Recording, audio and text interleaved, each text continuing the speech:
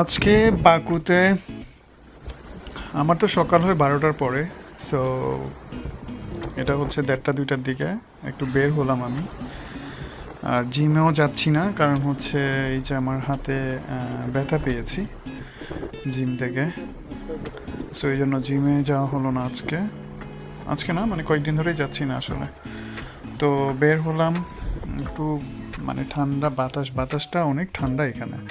আর হালকা স্নো পড়ছে, এর মধ্যে হচ্ছে মোটামুটি ট্রাফিক, মানুষজনও কম রাস্তার মধ্যে। এই সময় মানে ওদের উইন্টারের সময় মানুষজন হচ্ছে রাস্তায় একটু কম থাকে।